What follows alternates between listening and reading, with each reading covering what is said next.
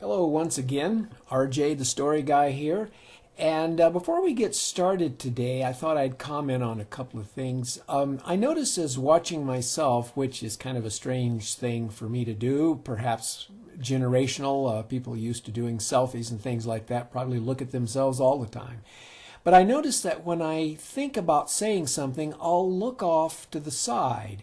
And then if I just need a moment to collect my thoughts, I'll kind of look off again, just like I've just demonstrated. And I thought, well, that's kind of odd. Where'd that come from?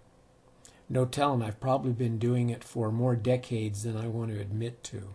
So I'll try to look right at you because after all, that's what I'm doing right now when I read these stories to you and I look into my little tiny itsy bitsy camera. Another thing I'd like to mention too is I can't remember, so it's not important. Let's go on with the story. We're going to continue with chapter 9, and we have just left Teresa and Pia and Pita discovering that they have a very close relationship, and Pia and Pita, after having visited Teresa, are thinking maybe there's a way we can travel to each other's homes in the Valle Bajo and in the Rio Grande Valley where we could do it bodily instead of as wispy spirits floating through the air like dark smudges of smoke. Chapter 9. They were too excited, or perhaps tried too hard, because they could not accomplish a visitation to Teresa's home for several nights. They gave up for the time being and turned to their healing. Months went by, and it soon was spring in the Valle Bajo. Almost a full day's walk to the southwest was the underground place of homes at the edge of the small dense forest of cottonwood and elm where the Nomen lived. Though talented in keeping out of the way of larger beings of the valley, Nomen were no match for avoiding the spring allergies that provided not only the scents to which they were addicted, but pollens that irritated their tiny nasal passages. Only with the herbal mixtures of elements of juniper pollen, herba buena, and the secret ingredients of the curanderas could Pia and Pita provide relief. So the sisters made their annual sojourn with enough remedies for the season. Their trek was not without risk. The cantankerous Sorais village on the high cliffs of the West Mesa overlooked the open floor of Valle Bajo that lay between Peralta steeples and the place of homes. A trip through the swamps around Dream River was safe, but the dangerous bogs and maze of waterways would add days to their trek. Besides, Pia and Pita could easily get lost, being unaccustomed to navigating the dense undergrowth. So they traveled in the middle of an arroyo that passed between the west cliffs and the Dream River swamps. It was deep and far enough from the Sorais they could not be seen by lookouts. By the way, an arroyo is something that we call out here in the southwest where a wash has occurred from during rains and so on, and they'll cut these channels into the sand, coming down through the sand hills, eventually either going out into the open desert and drying up, or entering a nearby river. As they braved the spring winds that blasted their faces with a torrent of sand-like needles, the sisters hurried to complete their passage before nightfall. According to local superstition, they mistakenly thought Sorais did not stir much during the day because they were nocturnal beings. However, it was their adaptability to function either at night or during the day that confused the clanspeople. The midway point was marked by a dead cottonwood twisted in gray dominance over the east bank of the arroyo. This was the most dreaded part of the trip. As they approached and then left the vicinity of the tree, the sisters once again entered an area of absolute darkness that tried to physically press them into nothingness. Holding each other tightly, they passed into the darkness. Fighting the combination of pressure and weightlessness, they moved into light and shadow underneath the overbearing tree. A few paces, and again they entered darkness. Passing out of it, they hugged and patted each other, happy that once again they had passed through without horrible incident. They had barely taken 10 steps when Pia jerked, as if thrown into cold water, just as she had at the revelation about Teresa's inability to pass through glass. Pita absorbed her sister's thoughts in a sickening flash. They both looked back at the tree and thought about the darkness.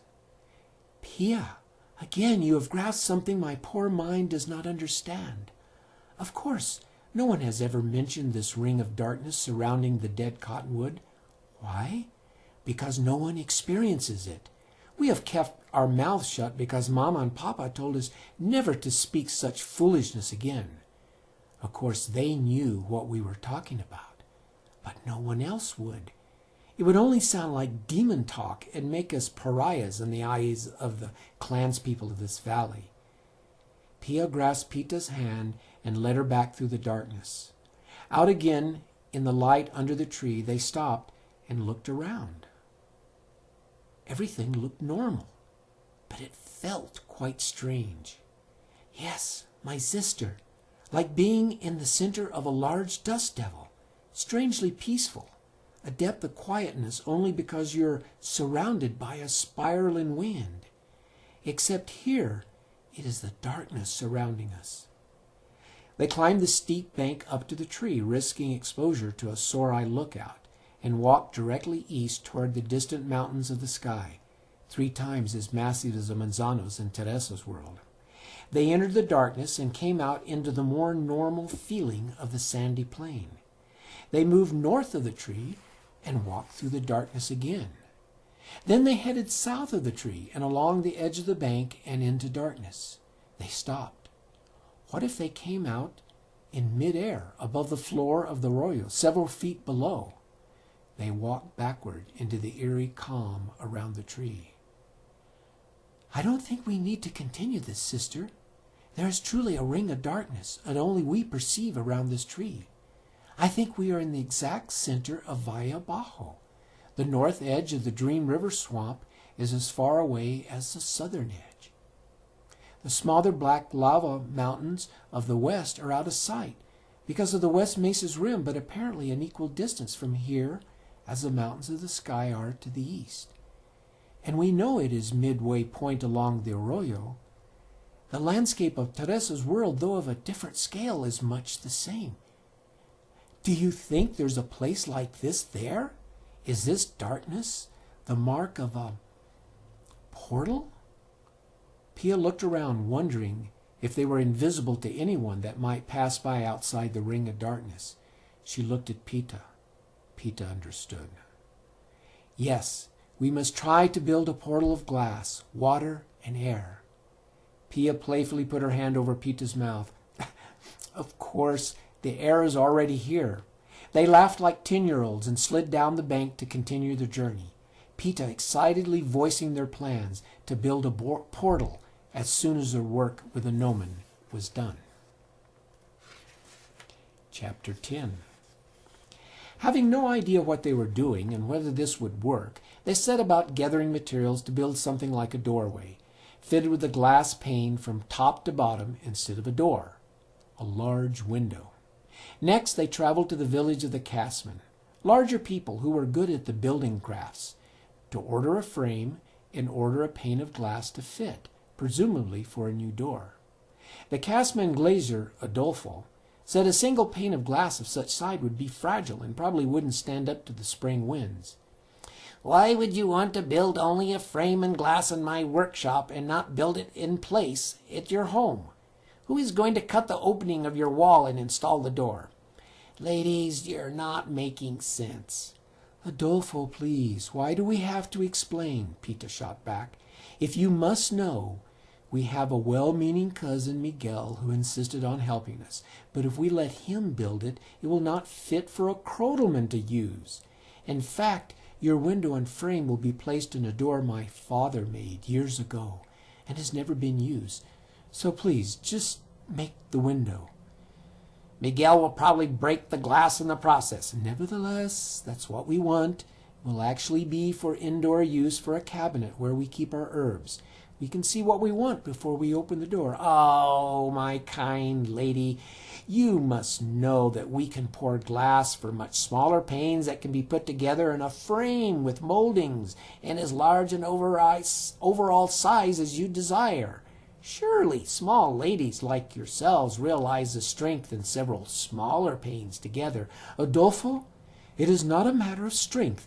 It will not need to support any weight. It is a matter of the beauty of a single large pane. If you will please make it as we ask, and don't forget, work in plenty of bubbles. But we pride ourselves in a minimum of bubbles. May everything in the sky and on earth strike down this man if he cannot fill a simple order without all this hot air and opinion. Say no more, it will be as you wish, but it won't be cheap. Fine. To say Pia and Peter were relieved to complete the rest of the construction themselves would be to say the wind prefers to arrive with no notion while eliciting curses from the mouths of all beings. Using the light of a nearly full moon, they left the Casman village, pulling a hand-drawn cart through the arroyo, hauling the frame and the glass pane carefully wrapped in down-filled quilts. Passing through the ring of darkness, they gingerly placed the frame upright on the bank of the arroyo under the shadows of the tree. With a little awkwardness, they placed the glass in the frame, then tacked on molding that held it in place. Finally, taking a jug of water they had brought along, they threw half its contents against the pane, so it glistened with rivulets of water along its entire length. Now what do we do, Peter? Walk through it and cut ourselves to ribbons? Or just stand here? Pia didn't look too sure, but decided she would take the initiative. Grasping her sister's hand, she took 3 bold steps toward the glass and stopped. She looked at Pita. Yes, Pia, perhaps that would be right. Say a prayer. Name Teresa in the prayer. Then simply walk through. They backtracked, crossed themselves in a manner not unlike the way Teresa had while approaching the altar in the Peralta Catholic Church. They silently recited a prayer for guidance and healing power and advanced courageously, except for their tightly closed eyes. Within the ring of darkness, under the dead cottonwood, the normal powers and laws of the universe did not apply. They had not tried to pass their hands through the glass beforehand, perhaps fearing their doubts would betray success. Only by boldly stepping into the glass was the way of the sisters. They felt resistance, like the thickness of a syrup, but charged with electricity of a thunderbolt. They passed through the glass. A flash that ranged the spectrum of visible and invisible light seared through their closed eyelids. The whap, whap, whap sound of 1,000,000 pairs of leather wings took flight. The smell of wet earth, burning wood, and ozone filled their nostrils. Their outstretched hands bumped against a rough wall that could have scraped their faces. Opening their eyes, they found themselves in the middle of an alfalfa field, lit by a blazing noonday sun. Overhead, in front of them, stood a young cottonwood protecting them from the sun's heat. They were in Teresa's Rio Grande Valley. That's it for now. Next time, we'll find out what happens to the sisters as they find themselves really in the Rio Grande Valley. See you later. Bye.